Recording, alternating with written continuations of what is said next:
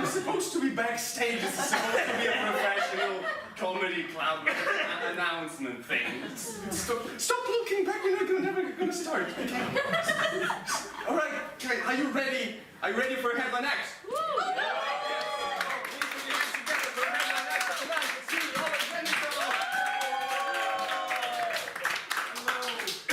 Hi, great. Hi. Thank you for coming. Thanks, guys. You're dancing on the way. You came to a show by two Russians on a Tuesday night in fucking Stockholm, and you're dancing on your way. Come on, yeah. Well, I will make it my priority, you know, to put that smile off your face. I'm joking. That's okay. My name is Oleg. I'm from Russia. Yeah, and I actually live there in Russia, the place. You know, I'm not one of those Russians who came here and settled at some point. You know, the ones expats? Well, immigrants. Well, some call them expats, some call them immigrants. You know, I'll just avoid those politically loaded terms. I'm gonna call those Russians by their neutral technical name.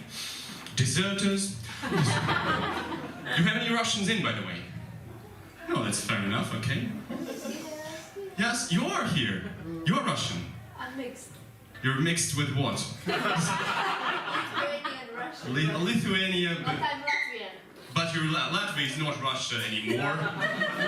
Or should we say not Russia yet? I don't know. Whatever you prefer, really. Anyway, well, but you live here, right? Yeah. That's okay. That doesn't really count. You know, I can assume that there are more Russians, and some of you are Russians, you know, because you were just being silent when I asked. Because in Russia, we genuinely have a saying that silence means yes. Yeah, that's why we have such a well-developed democracy. It's really well for us, you know.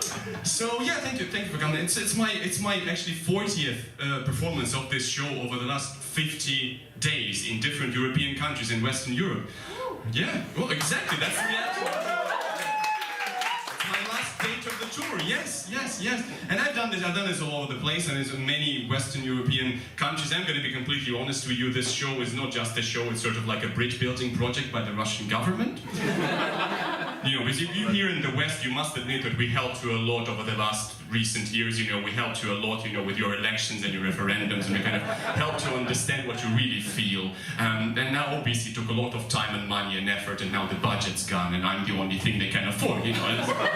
But it's good that I did this show already in Edinburgh Fringe Festival. Have you heard about the Edinburgh Fringe? It's Scotland, right? But you know, it still is good that I already done Scotland, right? Because the Scotland, if you follow international politics, the Scottish referendum was actually the only one which didn't really pan out the way we set it up. You know, if you remember the Scottish referendum where Scotland voted to become or not become part of Russia, this one?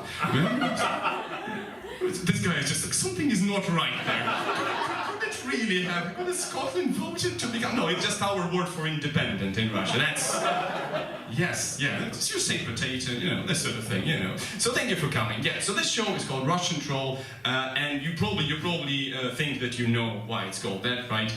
Because of the Russian troll who on the internet supposedly meddled with the Trump election, Brexit referendum, you know, influenced the position of like political opinions and of people here in the West. And it is about that. It is a show about difficulties in relationship between Russia and the West, you know, about like ways of getting out of conflict. Also, it's about, you know, the open information society in which we all live, you know, and the technology which supports it. It's all about that, of course, you know. But the name itself comes from a little bit of a different place, and you probably know this place, you know, because we're in Sweden. Because when I started researching the term troll for the purposes of this show, I discovered that the term troll actually comes from Scandinavian mythology, right? Clearly, many of you know that. But one of the real scholarly versions of how the term troll actually originated, it goes like this, you know. In the olden days, Scandinavian people, before they were able to draw maps, before they invented cartography, sometimes they would get lost in familiar lands at night. And later in the morning, they would blame it some kind of mythical nocturnal creatures, trolls, having meddled with the landscape and changed the position of rocks and stones around. Now, I want you to just remember this metaphor for now, you know, because I will get back to it towards the end of the show, very much near the end, and I want you to take note of that, because that will mean that you get to go out soon. It's going to be positive. positive thing, you know. So thanks for coming. But the question I want to ask in this show is kind of, surely we're not like the olden days people. Surely, you know, now we have every bit of information open to us at any given time at our fingertips, and surely we don't need to invent some kind of mythical nocturnal creatures to justify our own shortcomings. It would be ridiculous, really, if you think about it, you know. Because knowledge is power, isn't it? You know, I really believe that, you know. It's always great and beautiful when you get some first-hand knowledge of other culture and you realize that some stereotypes that you have in your country prove not to be true. You know, for example, in Russia we genuinely have an expression to leave in an English way, right? And to leave in an English way in Russia means to leave without saying goodbye. Now, obviously, after coming to the United Kingdom over the last 2 years, now I know that to leave in an English way, in fact, means something completely different. Now I know that to leave in an English way means to be saying goodbye for 2 years and never actually leaving. But my point is, like, this realization kind of brings our peoples a little bit closer together, you know, Russian and the English, because now to live in an English way means roughly the same as to live in a Russian way, and to live in a Russian way, as you might know from Crimea's situation, for example. To live in a Russian way means when you're asked to leave a place, you say that you can't leave because I never actually came in the first place. But at the same time, you've always been there, and you're not gonna leave because it's actually your fucking place. Because nothing happens in the end, and the result is pretty much the same. So that's the sort of humor that you came for, really. That's your Tuesday night, okay? So this is it. This is a political comedy show. Now, that's what I do. That's the only thing I do. That's the thing I do in Russia as well. I'm a sort of a resident political comedian of Moscow, you know. So as you can probably, I do jokes about Vladimir Putin, you know. So as you can probably guess from that information, I'm on TV all the time. Never been there, no. You know, I wish. But, you know, arguably there's lots of policies, of course, by the Russian government recently which kind of try to put like some physical boundaries between Russia and the West. For example, one of them is the policy of import substitution. Import substitution basically means that as part of the sanctions war between Russia and the West, some of the Western products were stopped from being imported into Russia, so now we must have Russian substitutes for them. You know, for example, we used to have delicious French cheese from France. Now we don't, but we have a Russian substitute cheese from like northwest of Russia. We used to have delicious Spanish tomatoes from Spain. Now we don't, but we have a Russian substitute tomatoes from the southern regions of Russia. We used to have a German violent abuse pornography. You know, I said, we don't have it here, what's funny? We used to have German violent abuse pornography, you know, in which the anus of one man is being licked by 5 people. But now we don't. But we have a Russian substitute. A weekly television show, Moscow, Kremlin, Putin. You can imagine the content. Right. What's with the tension, guys? I feel like I'm doing this fucking joke in Moscow now, to be honest. Everybody's just... Don't try to compensate, right? I mean, it's like everybody's just going, it certainly sounds amusing, but should I? You know, just relax. It's just a joke. I'm not even against Vladimir Putin, you know, I would never say that. Particularly on record. You know, I'm a big fan of democracy, though, and some people say to me, oh, how is this possible? How can you like Putin and like democracy at the same time? It's impossible. I think it's very easy, to be honest. You know, just take me. I like Putin and I like democracy. I voted for Putin 7 times, actually. Yeah, in one day. Really needed cash, I think. You know, but surely, you know, the physical boundaries, you always have existed, but surely they're not the cause of the conflict, because now physical boundaries and boundaries of information are easier and faster to cross than they have ever been before in the history of mankind. So surely, I'm really most fascinated about the world, you know, about this fact about the world. It's kind of, we all sort of look at the same world in different cultures, but we experience it a little bit different. So same situation, different attitude, you know. It can be proved by any like daily mundane situation and everyday situation, like let's say difference here in the West and in Russia. Here in the West, let's say it's summer, you know, main street of the town, it's summer, it's festival time, great weather, everybody's walking around smiling. You know, I walk down the street, I see a beautiful girl, and I smile at her. And she just looks at me and she just goes, thinking, he's probably a skinhead.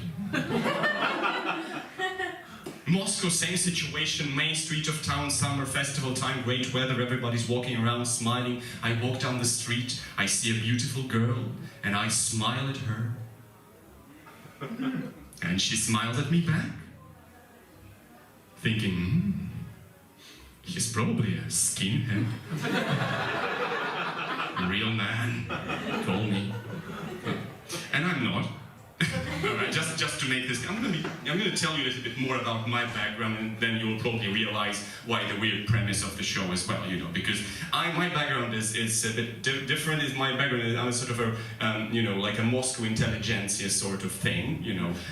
It really sounds much cooler than it actually is. There's nothing honorable about this at all, you know. Basically what it means is that my education was in humanities. It was like a very old-fashioned, basically unchanged since the Soviet times, right? So as a result, I kind of know a lot, but I'm useless for any practical purpose, you know. It's like kind of, I don't have a lot of money, you know. In the center of Moscow, genuinely, there is an underground bookshop very popular with people like me, which has an outdoor advert saying literally this phrase. It says, "Books are better than food."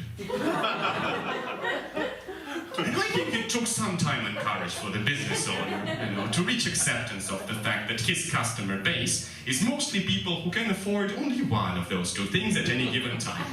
You know, I go there a lot. I did lots of jobs, became a comedian. That doesn't help in terms of finances or reputation. You know, I was flat hunting recently. I was looking for a new place to rent in Moscow, you know, and the landlords always want the lodger to be sort of solid and serious person, right? So one of them asked me, like, "What do you do?" And I said, "Well, I'm a stand-up comedian." He said, "Do you consider this a serious profession?" And I said, "Yeah, well, last time I checked, nobody laughed."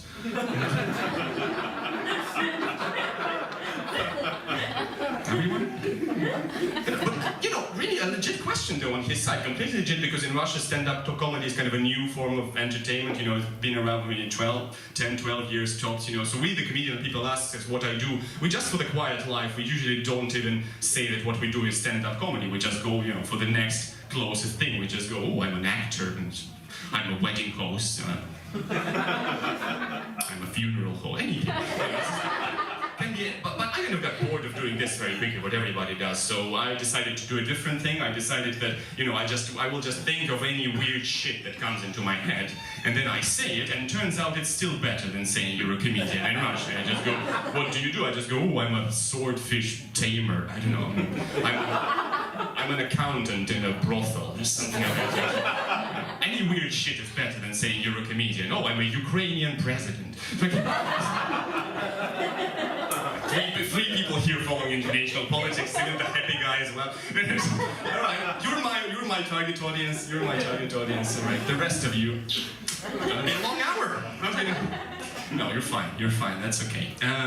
So yeah, that's my background, right? And the worst thing about it, right? The worst thing about it is that I studied philosophy at the university. That means I'm sort of extra useless for the outside world, of course, you know.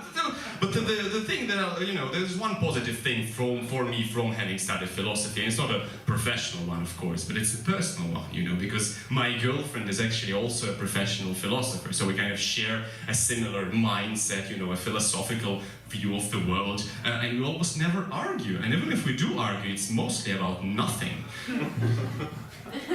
I argue that nothing is a real ontological category. And she maintains that nothing is not really a noun, but rather a figure of common language we use to construct a negative statement. Long winter evenings in Moscow just fly. So that probably can explain a little bit why I'm sort of not a really big fan of reality as a concept. You know, I really think it's overrated. I don't think reality is the thing that kind of helps solving conflicts, you know, and, you know, brings people closer together. I don't think we kind of that far away from the olden day Scandinavian people. I think, you know, what brings people close together still is kind of myths and illusions and delusions that they have. Because what are myths and illusions? Are just expectations, you know, from the world. And, you know, meeting expectations is actually more important than, you know, than reality. I honestly believe that, you know, if both sides of the relationship between people, between cultures, between nations have some mutual expectations of each other, but they're both completely unreasonable, but still, by some weird chance, they're met, you know, that's what brings people, you know, together. I really believe that. And I kind of, you know, I found this out the hard way, you know, in a professional sense, when I started coming here, you know, how important it is to meet expectations, how hard it is to meet expectations, when I started coming here to the West as a Russian political comedian, when I started doing that, you know, because the expectations of me were very, very simple, you know, the expectations of me were clear, and as a Russian political comic going to the West, I should always obviously tell everybody how shit everything is in Russia. It's just like everybody just going, oh, you're a Russian political comic, can you tell us how shit everything is in Russia? That's all the shit things that happen in Russia. Maybe, you know, we don't really get enough of it in the news, you know, maybe you can do a bit more, you can tell us a bit more, you know. Also they're going, oh, you're a political comic from Russia, so you're something like Pussy Riot, right? I am, right, aren't I? Yeah, I am. I'm almost exactly like Pussy Riot in almost all possible major ways, aren't I? You're all Pussy Riot, obviously, yeah? The four girls in colorful balaclavas that did an anti-Putin sing and dance inside the main cathedral of Moscow. Yeah, went to prison for 2 years, got out, became celebs, got on stage with Madonna, as if the prison wasn't punishment enough. You know, it's not a weird story though that we had, you know, a couple of years ago in Russia we had a guy who was arrested and criminally prosecuted for catching Pokemons in a church.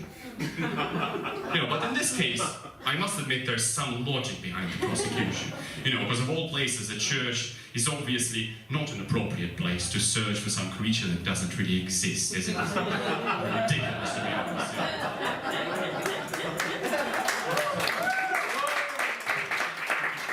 So I tried. For 2 years, you know, I tried to, you know, to build a sustainable career as a Russian political comic abroad. The first time I went to perform abroad was in 2017, you know, where I came to Scotland, you know, for the first time for the Edinburgh Fringe Festival, the biggest arts festival in the world, you know. And, you know, up until 2017, I'd never been to any English-speaking country. I'd never been to Britain, you know, nor had I been to Australia, Canada, or any of Britain's other franchises. And the first thing I noticed there, you know, is of course the difference in sense of humor, because they do jokes about things that we don't really have back in Russia, you know, like Marmite, you know, elections, middle class, you know, so weird for me, you know. But I tried to build a sustainable career as a Russian political comic abroad, telling everybody all the shit things that happen in Russia. I would just wake up in the morning, you know, in cold sweat, go online for 4 hours, search for all the shit news that happened in Russia. Just, oh, maybe he's done something shit again, maybe more material for me, you know. But the thing is, it's not just the shit things should happen. The problem is that the timing must also be right. If they happen at the wrong time, it doesn't do me any good. You know, because as I said, the first time I came to perform abroad was in 2017 with a show for the Edinburgh Fringe Festival, you know, an hour show. But if you remember, in 2018, the loudest news story about Russia happened here in the West. You know, the loudest story, it was of course the Skripal poisoning case, right? You remember that? You know, and you know, Russia was all over the internet, all over the television, all over the news. You know, it was beautiful. Well, from my perspective, everybody needs to eat, come on. It was great. Fucking amazing, you know. Drink your wine safely. It was, from my perspective, brilliant, you know. But the problem is, right, many of you know that the nerve gas by which they were poisoned was called Novichok, right? But not everybody knows, you know, that the word Novichok in Russian actually means fresh face or first timer. And then in 2018 I thought that the word Novichok would actually be a great title for a comedy show, for an Edinburgh Fringe show. But the problem is that in 2017, the year before, I already did one Edinburgh Fringe show, so I couldn't use the word, in 18 I wasn't the fresh face any. Do you get me? I mean, I couldn't use the word Novichok because it would be lying to the customers. I mean, are you with me? I couldn't use the word Novichok as a title for my show. I mean, my point is the timing. My point is, like, couldn't they have poisoned him a little bit earlier? I mean, I'm sure he'd done enough. And then I would use the word Novichok as a title for my show, and it would have been a killer title. Really, just another example, really, of how global politics ruins the lives of ordinary people. That's what I think. And the other difficult thing, with being a Russian political comic abroad is that, of course, the stories and the policies which are the most popular here are not necessarily the stories and policies about Russia which are, which affect the lives of Russian people the most, So I can't just transcend this reality, I can just bring this material, here, it doesn't work. For example, when Vladimir Putin was elected for the last time for presidency, what he did is he started to raise all the taxes, right? And one of the propositions was raised by the Deputy Prime Minister of Russia, and the proposition was to raise the basic income tax, which everybody pays on top of everything else, from 13 to 15%, right? And there was an outrage, and there was a press conference, all the journalists came, started asking him questions, namely, Mr. Deputy Prime Minister of Russia, why is it that you want to raise the income tax from 13 to 15%? To which the Deputy Prime Minister of Russia said literally this phrase. He said, well, we shouldn't really get upset about 15% tax. It could well be 16 or 17%. It doesn't matter. Those are just some of the possible numbers.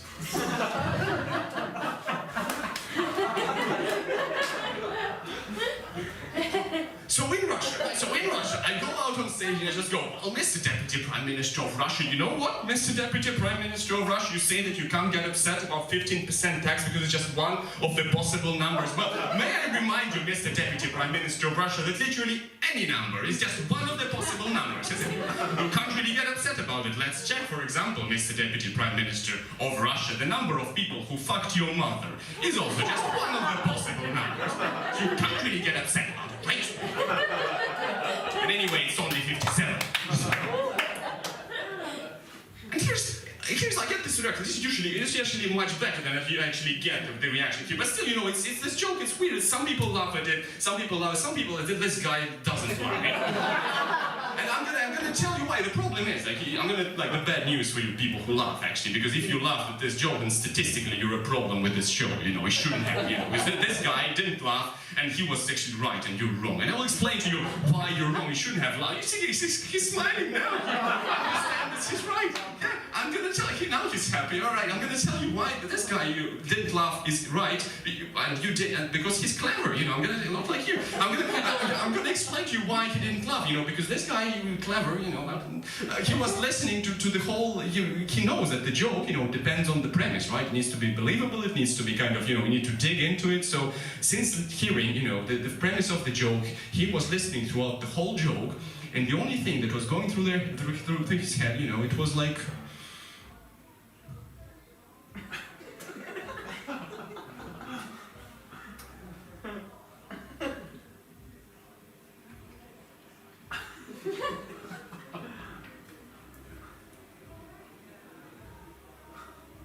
"15% tax? Why is he complaining about the 15% tax? I look at what he's having." And at this point, I need to draw you into our reality. I need to explain to you that in most authoritarian states, actually, most of the taxes people pay are not the direct tax, like the one you pay, but rather it's indirect tax, which is being redistributed not to the people, but to the businesses, which stifles the development of the businesses, forces them to raise the prices, think only about the short-term profit. At the same time, it forces them to do illegal things, to avoid taxes, which puts all under the thumb of the authorities, so the whole concept of private property is compromised. At the same time, the people who don't feel they pay enough taxes, but in fact they do pay enough taxes, feel less and less involved into the matters of democracy. Statistically, it makes them less and less likely to vote. And while in fact the indirect tax combined that they pay is often the same or even more than the direct tax that you pay here in the West, which provides actually the basis of all authoritarian governments in the world. And obviously, while listening to all this, you're all having enormous fucking fun, right? That's why it's hard doing jokes about indirect tax. Anyway, combined it's only 57. And I really believe that you really do take too many things for granted here in the West. Yeah, I'll just go on about something else. And that's a continuation to that, because I live in Russia, right? I live in Russia. which is a country which is younger than me. You know, consider this. A country, all the institutions that we have, you know, economic, democratic institutions are younger than me, you know, very unstable. You have economic institutions, democratic institutions that have been around for decades and for hundreds of years, you know, sometimes, and you don't even notice them anymore. So that's why, you know, some of the opinions that I hear about some subjects here in the West seem quite bizarre to me. For example, about, you know, freedom of speech, let's say, you know. So we have problems with freedom of speech in Russia, right? We do, yeah. And, you know, I have friends in different authoritarian countries like Iran or China, and they're all kind of big, you know, fans of, you know, the internet and the new information technology, you know, kind of open information society, every bit of information open at us to any given time, so we can bypass the government filters and, you know, exercise our freedom of speech, you know. And we're all big fans of this technology and this kind of new society. But here in the West, I hear some opinions which are quite bizarre to me about freedom of speech. For example, I very often hear this, where people just go, well, actually, here in the West, we sort of have too much freedom of speech, haven't we? There is, you know, too much offensive shit everywhere. We should shut some of this down. I mean, how is this possible? I wake up in the morning, I go online, I search for 4 hours for something offensive, and then I find it, and then I get offended. And I shouldn't be exposed to that. You know, the ones that I'm talking about, the professionally offended people, you know, they write articles about this, you know, all this stuff, you know. I think it's great, you know, that we all live in an open information society, every bit of information open at any given time, you know, and all we need to do is kind of, we need to work out our attitude to this endless torrent of information. It's beneficial, but we need to work out our attitude. So wherever, you know, whenever I hear this, you know, professionally offended people just going, oh, you found this and I offended you, I remember this metaphor from my own life, this story. You know, one time I was searching for holiday options in the south of Russia, right? A very conservative sort of region, right? And the tourist brochure said that in this region you actually can't go in the nude on the beach. I was searching for a friend, okay? I was just, you can't go in the nude, you can't, you know, it's against the law in this region, but there is one hotel which offers such an option. It has a closed beach, it's closed to the public, completely closed, so your friend can go in the nude there, no problem whatsoever, completely fine, not against the law, but the local people are gonna look at the nudists with disapproval. At a closed beach, the local people will come to the closed beach and look over the fence at the nudists with disapproval. You're gonna put up a 2-meter tall fence, but the local people will come and they will try to jump over the 2-meter tall fence to look over the fence at the nudists with disapproval, but they can't, so the local people, they come and they will stack up their own children and step them to look over the 2-meter tall fence at the nudists with disapproval. The local people will buy drones and learn to fly them over the nudist beach and film videos of the nudists and watch them at home with disapproval. The local people will dress up as dolphins, come to the closed beach from the sea and learn to jump out of the water high enough to shoot a quick glance at the nudist, and the glance will be full of disapproval. It's all in the attitude. That's what I'm trying to say. And you know, the most dangerous, you know, position which comes out of this position is that, of course, you know, that some people say that because of this, you know, that say that technology itself, which is making this open information society possible, the technology itself is kind of bad. It's making people worse. That's what they say, you know. Especially, you know, the generational gap is kind of brought into that the older people criticize the younger people for being kind of too forward with information technology and using their devices all the time. You know, I don't really accept this. I really envy the young people who use their devices all the time, you know, because I can't, you know, well, you know, you might be thinking, well, you're young yourself, you know, well, I'm not, okay, so I'm 30, but, come on, I mean, like, you know, I'm not, I mean, I'm 30, but I'm Russian, so it's not necessarily the same, is it? It's kind of just, no, I'm Russian, I'm 30 years old, so statistically I'm midway through life, you know. You know, in the West you have 60 is the new 40, in Russia we have 60 is the new dead, you know. It's not about the age, even, you know, it's not about the age anyway, so because, like, I'm really backward in terms of information technology, and I really, you know, envy the young people who have, you know, who can share everything, you know, to save money, they can share cars, you know, bicycles, you know, toilet paper, you know, whatever they do, you know, and they can have apps for everything, you know, they have apps for simplest things in the world, they have apps for falling asleep, for example. I'm 30 years old. When I started experiencing troubles with falling asleep, I didn't download an app. I developed my own technique. If you're over a certain age, you will get behind this very quickly, because I'm 30 years old, and to fall asleep, I don't count sheep. I count regrets. It's really... Yes, this is yes, you also have a lot. High five. Yes. Clapping resentment. This is what I came to Sweden for. Exactly.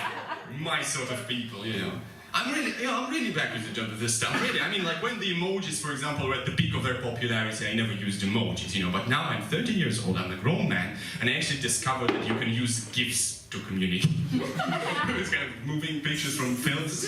And I do it a lot. And to be honest, I think that, using GIFs is actually better than using emojis, because when you use GIFs instead of emojis, it shows that you're at a more mature stage of infantilism. It's amazing, And also, I really watch too many videos on YouTube, and probably everybody here does as well, But the problem, right? Everybody knows the problem is that you don't do it in your free time. I don't do it in my free time, obviously. I do it when I need to work, so I procrastinate like this, obviously. But the thing that I like the most about the videos on YouTube, is the fact that you can actually increase the speed of the videos on YouTube, Because when you increase the speed of the videos on YouTube, it allows you to procrastinate faster and more effectively. So it's great. So I don't really accept this, generational gap, older people criticizing younger people for being forward. I think it's stupid. It's kind of a lazy simplification of, the world. I really think that, And it's used a lot, like a trope in entertainment and everywhere. It's used in comedy, even, But I really wanted to do this for me now. Can you give me a little clap, please, if you know the American comedian Louis C.K.?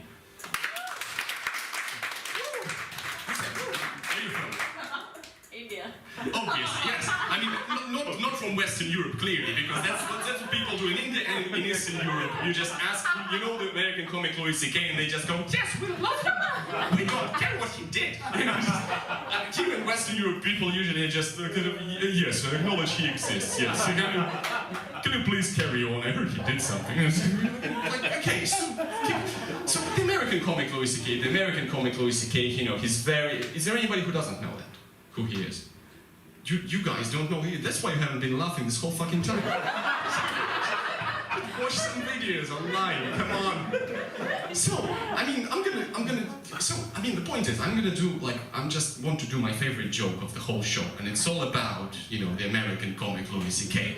And it was supposed to last for about 25 minutes, to be honest.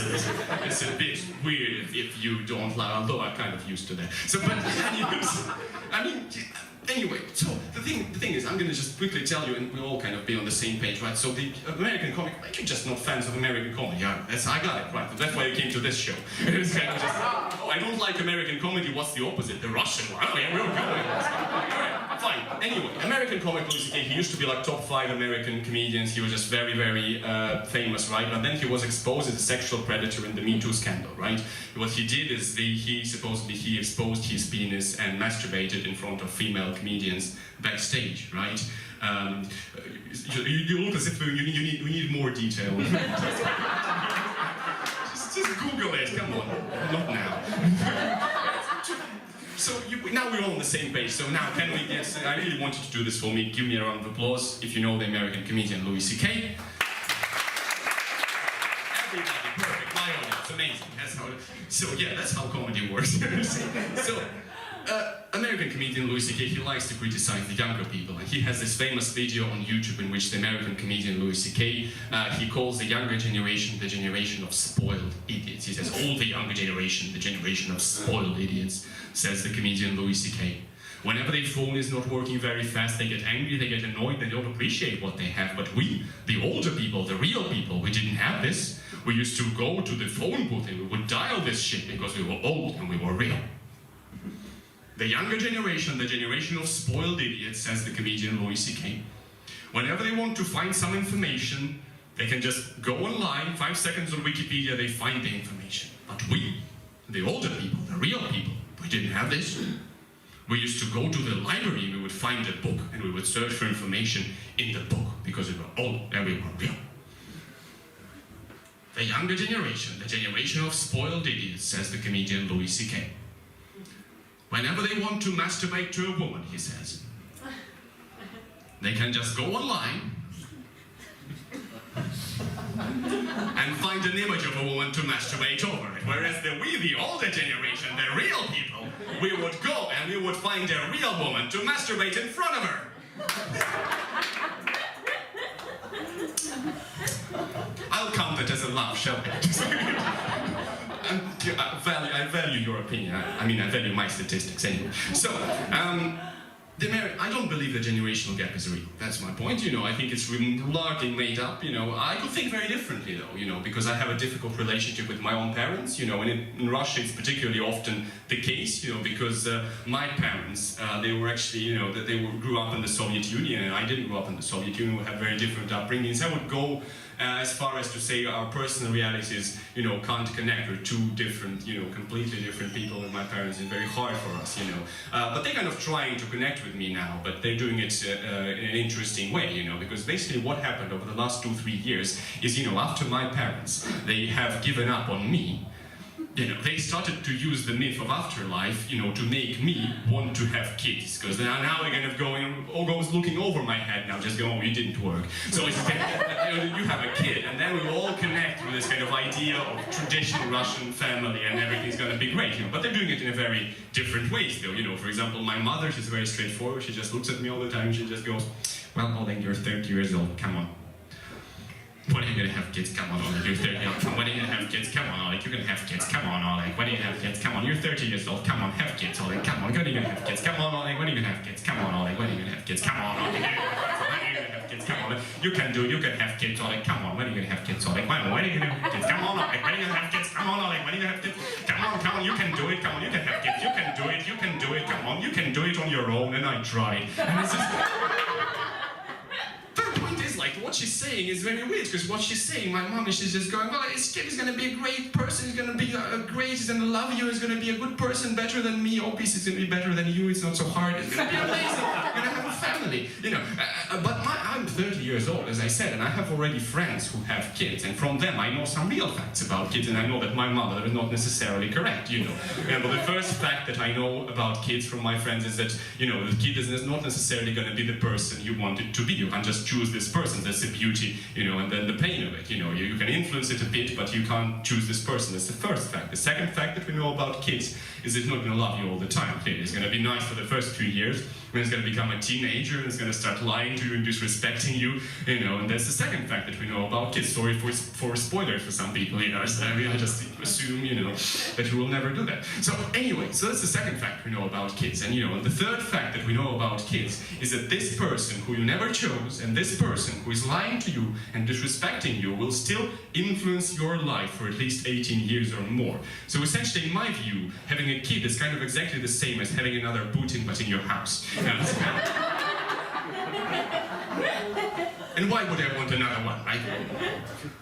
My dad also wants me to have kids, and he also uses this myth of afterlife like a traditional family, but he's doing it very different way. My dad is like a sort of an old school Russian nationalist sort of guy, he's like a Cold War mentality. Like to him, history is like an endless cycle, a cycle of like revenge for old offenses, repaying the old debts between Russia and America and the West. He talks about it all the time, and he also wants me to have kids, but he goes about it very differently. He just goes, well, Oleg, you know why I should have kids? I'm going to tell you why I should have kids, actually, Because, our ancestors, our grandfathers fought in the fields of the World War II, right? For you to have the opportunity to live a good life, right?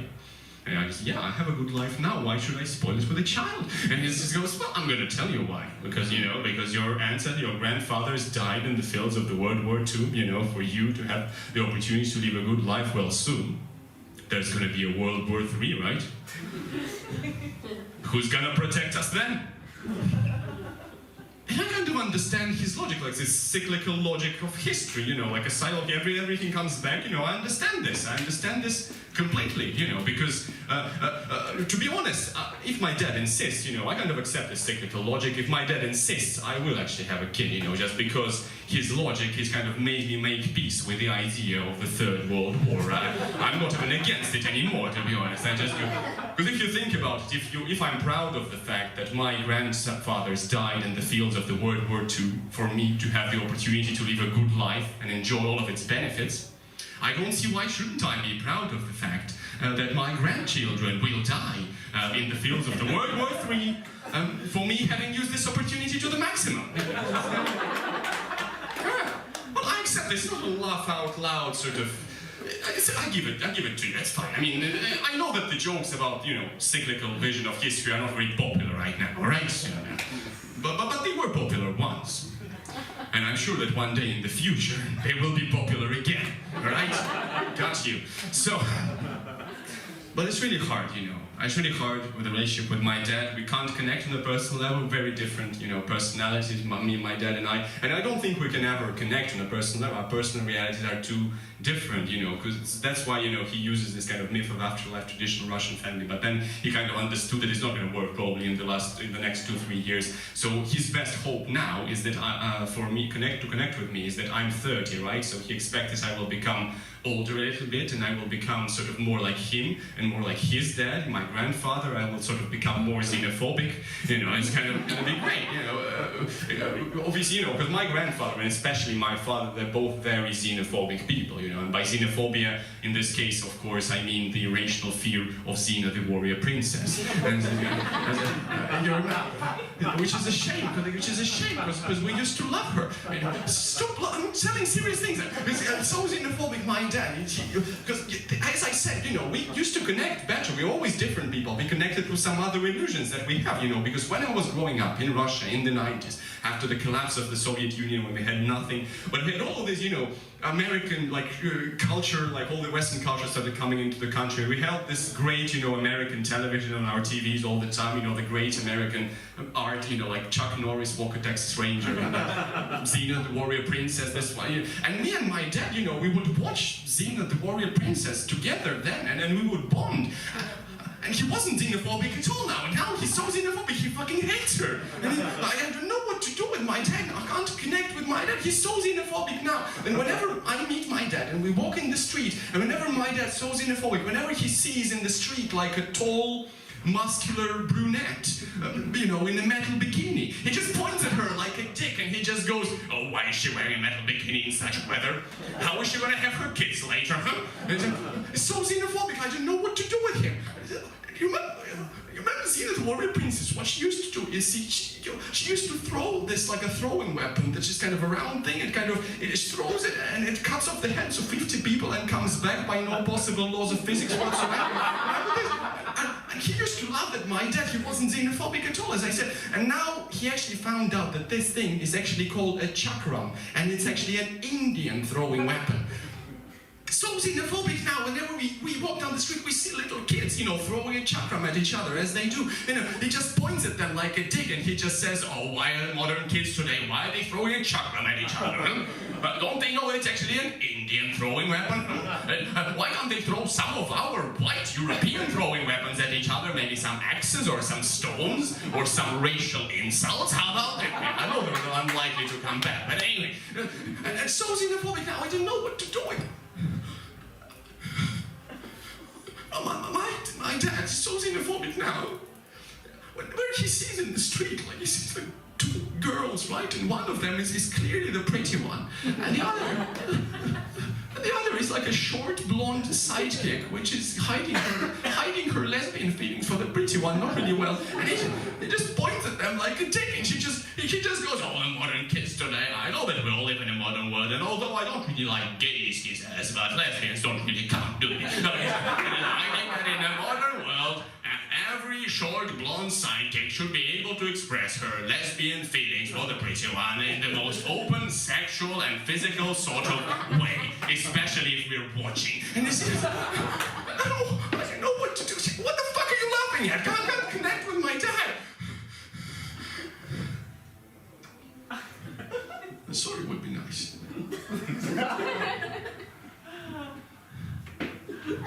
There's people leaving already.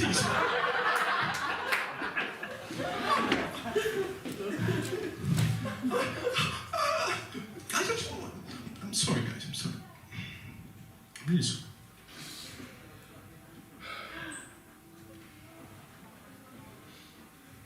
It wasn't like this all the time. It wasn't like this all the time. That's what I'm trying to say. We used to connect better, through other illusions, because when I was growing up in Russia in the 90s after the collapse of the Soviet Union, when we had nothing, money lost its value, nobody had anything, But at the same time, all the Western influences started coming into the country. We had like money and capitalism, nobody really knew what to do with it. And like we had this great Western culture with Xena the Warrior Princess. And it was, it was a confusing time, because for us all these things, they were like, magic. We didn't understand how to work them, but people had to adapt. For example, in Russia in the 90s, money lost its value, nobody had anything, but the most popular books in our bookshops were actually Western self-help books about getting out of your comfort zone, because and they were popular because people were reading them as mystery novels. Trying to figure out what the fuck a comfort zone is.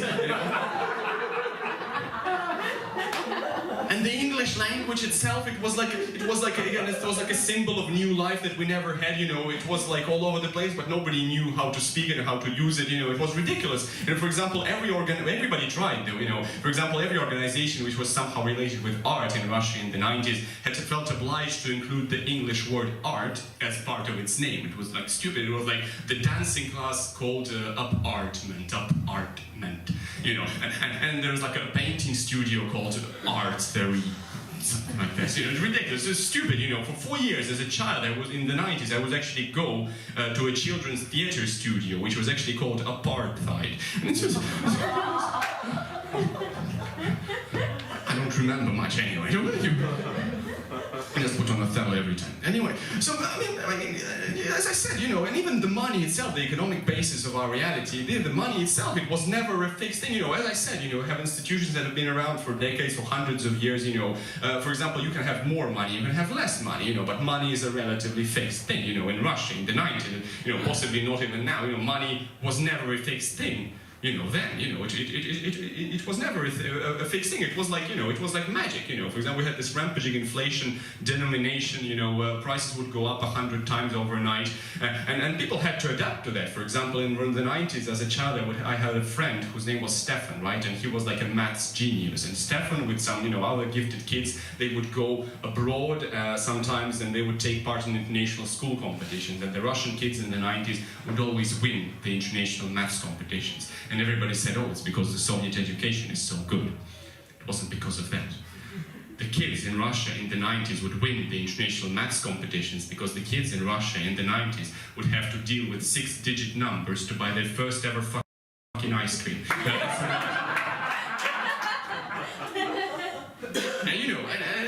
And the trust in, the trust in the national currency was so low, it was so volatile all the time, that we had this thing that nobody else had, with prices in the shops in Russia in the 90s were stated not in ruble, the national currency, but they were stated in something which was called conditional unit. And the conditional unit, it meant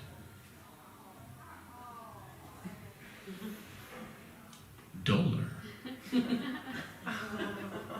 Nobody was allowed to write that it was dollar, but it was dollar.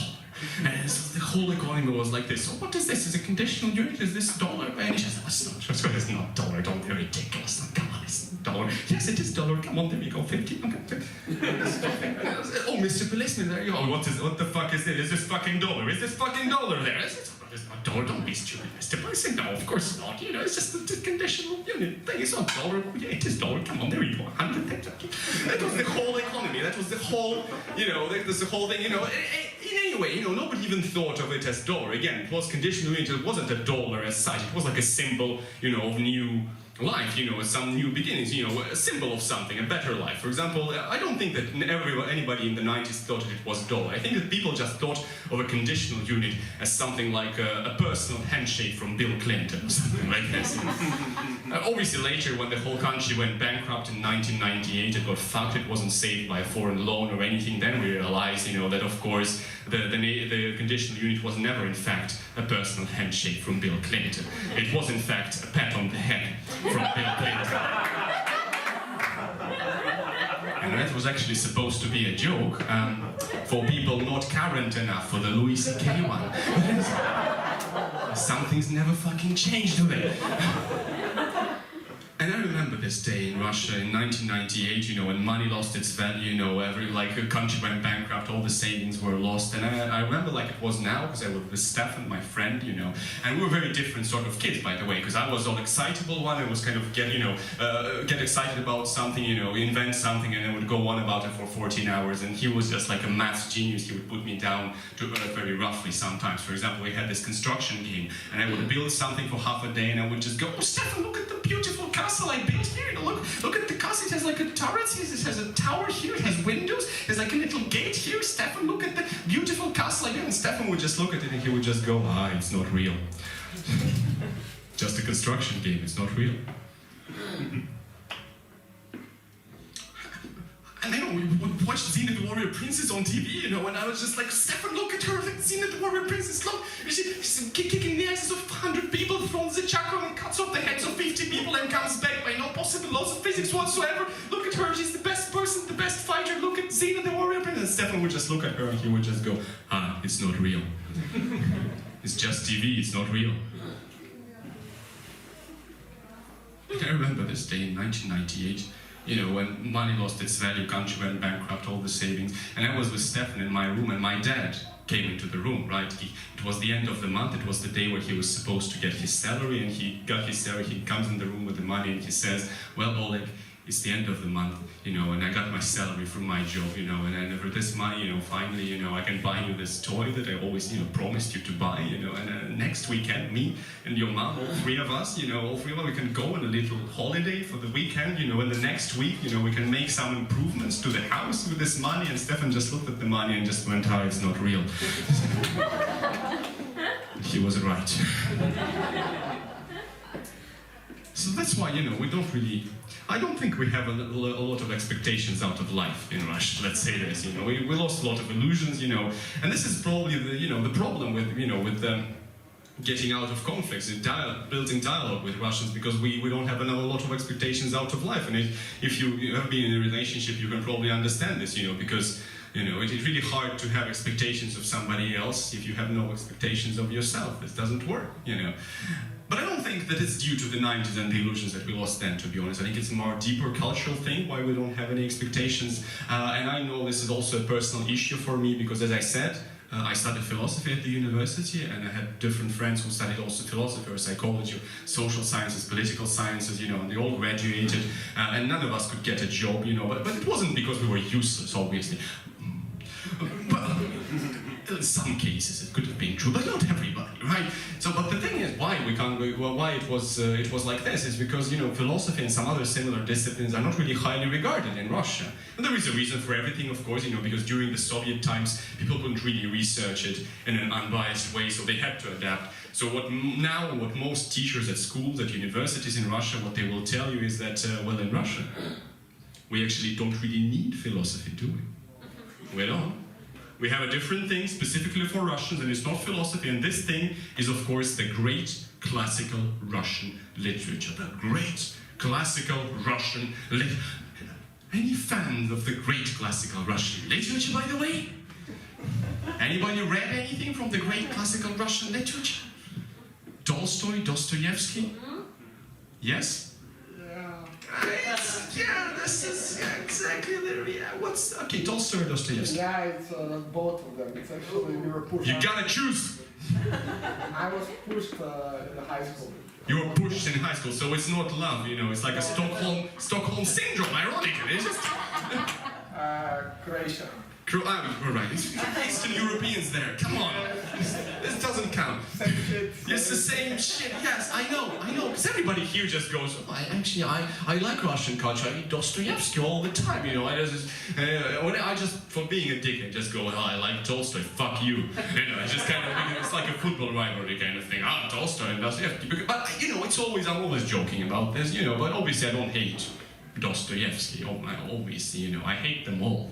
You know, I'm going to tell you why I hate them. I hate the great classical Russian literature. You know, I'm going to tell you why, you know, because that's what I've been living with my entire life. You know, everybody just going, all the teachers, everybody just go, oh, philosophy, why would we need philosophy? We don't need philosophy. Why would we need philosophy when we have the great classical Russian literature? We don't need it, you know, because from the great classical Russian literature, we can learn all a Russian person needs to know about the meaning of life. And the meaning of life is, of course, to suffer and then to die of cold. And why would we need philosophy? We don't need it. We don't need any sciences. We don't need psychology either, because we have the great classical Russian literature. We have Dostoevsky, who has more words for a combination of sadness, lust, and despair than the Inuits have for snow. Why would we need psychology? We don't need it. We don't need any sciences at all. We don't need medicine either, because we have that great classical Russian literature. We have Chekhov, and Chekhov was a doctor. And from his character of a doctor, we can learn that the best medicine is, of course, brandy in the morning and witty remarks about the inevitability of absolutely everyone's impending death. Why would we need it? We don't need any sciences at all. We don't need physics either, because we have that great classical Russian literature. We have Tolstoy, and from his book War and Peace, we can learn all we need to know about interactions of bodies in space by reading about its characters being pointlessly attracted and pushed off each other for 900,000 pages. Who needs to read Stephen Hawking's short history of time, where we have a book, War and Peace, so long and boring that while reading it, you can experience the passage of time as a fucking physical sensation?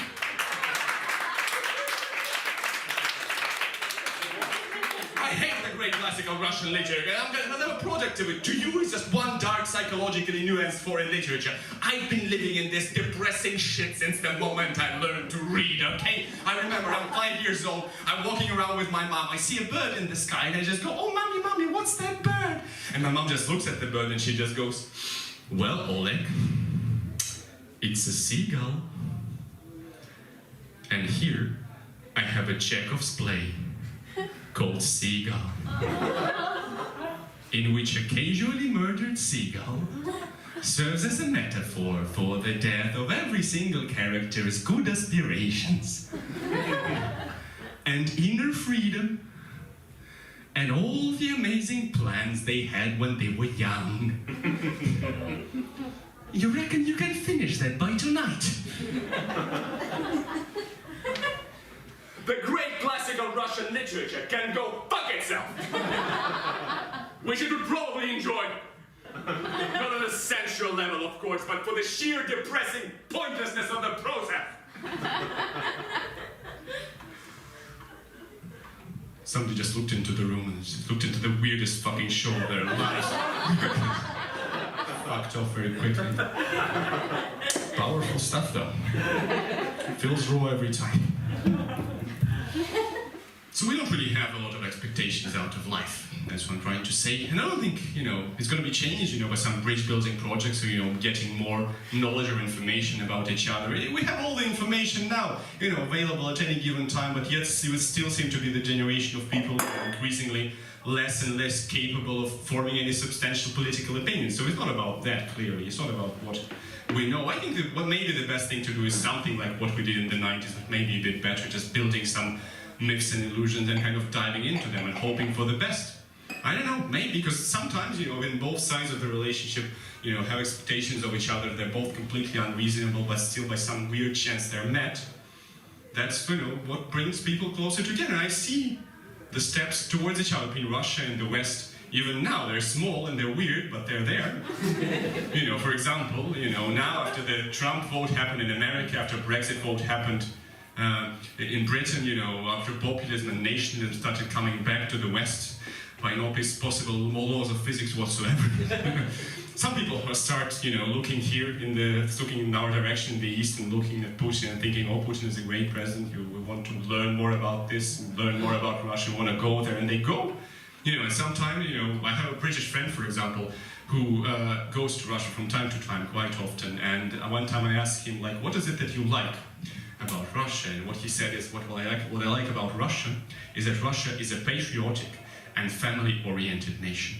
A patriotic and family-oriented nation. I must agree with him, not because of some propaganda or some global cultural code, I see it in the little things. For example, I know that Russia is a patriotic and family-oriented nation, because, for example, in the year 2018, the two most popular searches from Russia on Pornhub.com were actually Russians and mother and son. And it was a family-oriented nation.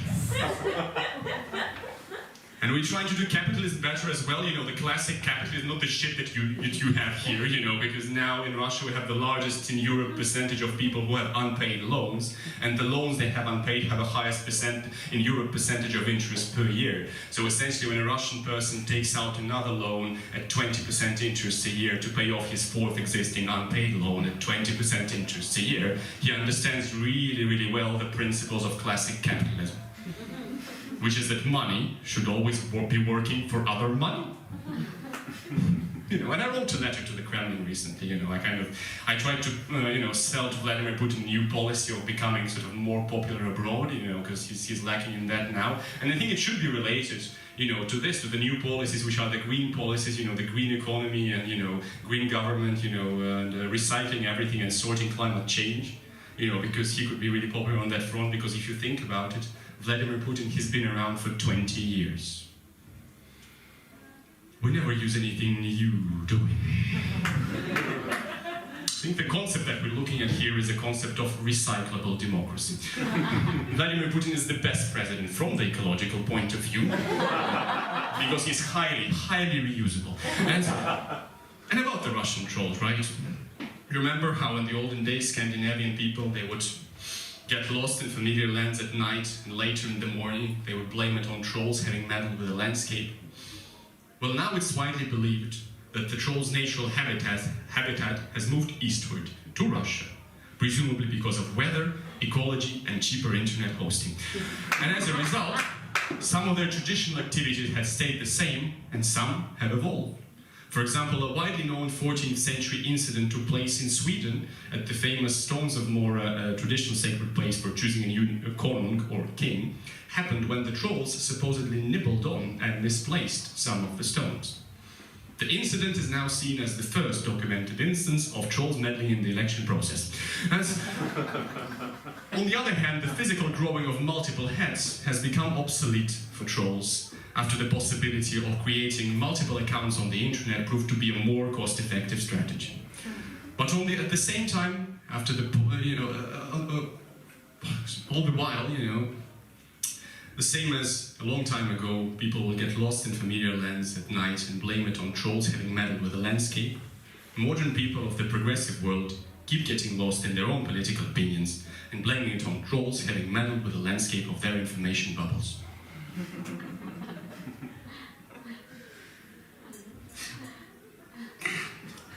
Well, my proposed spin-off to Fantastic Beasts and Where to Find Them has been rejected. But I still get a lot of that, you know. The Russian trolls do listen to us, do hack us, do influence what we think, and I don't know what to say to that, you know. Because even if I didn't know any facts about this, you know, I know that I can't change anybody's position on anything anymore, you know, especially not with facts, right? It would be completely stupid to think that.